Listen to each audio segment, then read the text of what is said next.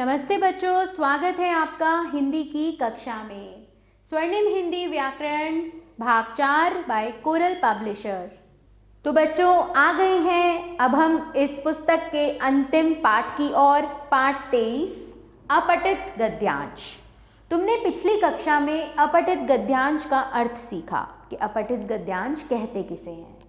किसी गद्यांश को पढ़कर उसे समझ लेना, फिर पूछे गए प्रश्नों का उत्तर देना इसका उद्देश्य है।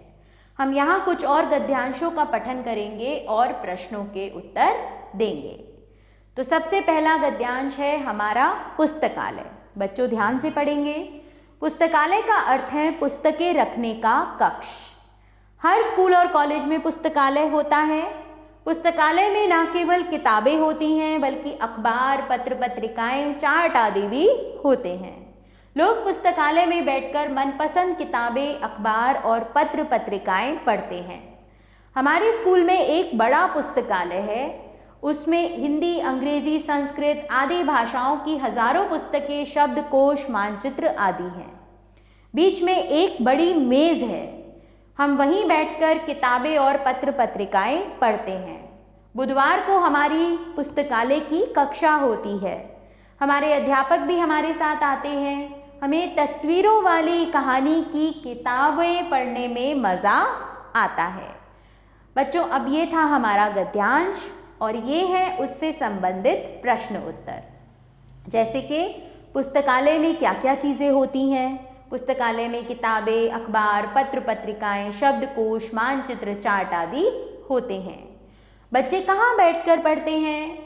बच्चे पुस्तकालय में एक बड़ी मेज के पास कुर्सी पर बैठकर पढ़ते हैं। हमारे पुस्तकालय की कक्षा कब होती है? हमारे पुस्तकालय की कक्षा बुधवार को होती है। बच्चों को कैसी पुस्तकें पढ़ने में मज़ा आता है? बच्चों को तस्वीरों वाली रंगीन कहानी की पुस्तकें पढ़ने में मज़ा आता है। पुस्तकालय किसे कहते हैं? हम जहाँ पुस्तकें, अखबार और पत्र पत्रिकाएं रखते हैं उसे पुस्तकालय कहते हैं। तो इस प्रकार से बच्चों अपठित गद्यांश को पढ़कर उसके प्रश्नों के उत्तर दिए जाते हैं। गद्यांश 2 देखते हैं। गद्यांश 2 है टेलीविजन। तो बच्चों अब आप इस गद्यांश को पढ़ेंगे और यहाँ इसके प्रश्न उत्तर भी देखेंगे। चलिए अब हमारे लिए अभ्यास कार्य है। गद्यांश पढ़कर निम्नलिखित प्रश्नों के उत्तर दीजिए। बागवानी। बहुत से लोग घर के पीछे बगीचे में या घर के आंगन में पौधे उगाते हैं। जिनके पास जमीन नहीं होती वे गमलों में पौधे लगाते हैं।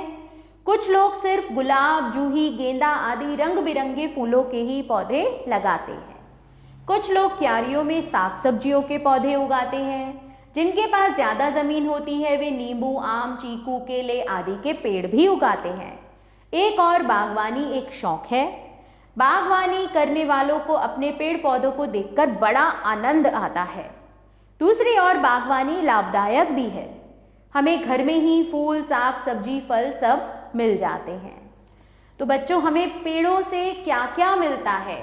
अब आप यहाँ पर देखेंगे कि हमें पेड़ों से क्या क्या मिलता है। हमें पेड़ों से फूल, साग सब्जी, फल आदि मिलता है।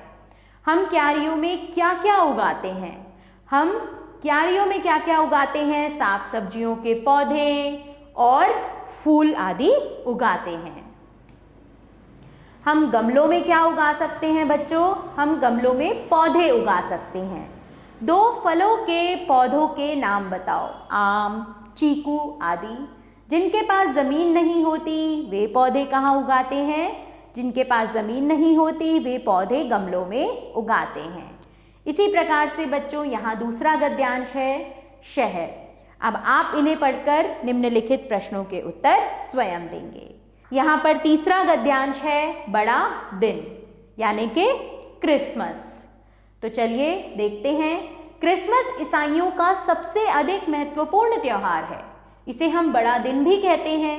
यह त्यौहार प्रतिवर्ष 25 दिसंबर को प्रभु ईसा के जन्मदिन के रूप में मनाया जाता है। यूरोप के देशों में इस त्यौहार को लोग विशेष हर्ष तथा उल्लास के साथ मनाते हैं। इटली के रोम नगर के पास वेटिकन सिटी है जहां रोमन कैथोलिक ईसाइयों के धर्मगुरु या पॉप रहते हैं। वे अपने महल से संसार भर के ईसाइयों को इस दिन शांति और प्रेम का संदेश देते हैं। विश्व के अन्य देशों में भी ईसाई क्रिसमस को बड़ी धूमधाम से मनाते हैं। हमारे देश के ईसाई भी इसे उत्साहपूर्वक मनाते हैं। बड़ा दिन किस धर्म का त्योहार है? बड़ा दिन ईसाई धर्म का त्योहार है। कैथोलिक ईसाइयों के धर्मगुरु कौन हैं? कैथोलिक ईसाइयों के धर्मगुरु प्रभु ईसा हैं। क्रिसमस किस तारीख को मनाया जाता है? क्रिसमस 25 दिसंबर को मनाया जाता है। यह त्योहार किस उपलक्ष्य में मनाया जाता है? यह त्योहार प्रतिवर्ष 25 दिसंबर को प्रभु ईसा के जन्मदिन के उपलक्ष्य में मनाया जाता है। तो इसी के साथ बच्चों यह पाठ समाप्त होता है।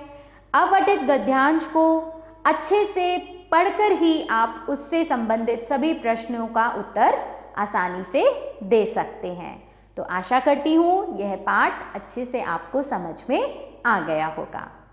आभार बच्चों, मिलते हैं नए पाठ के साथ।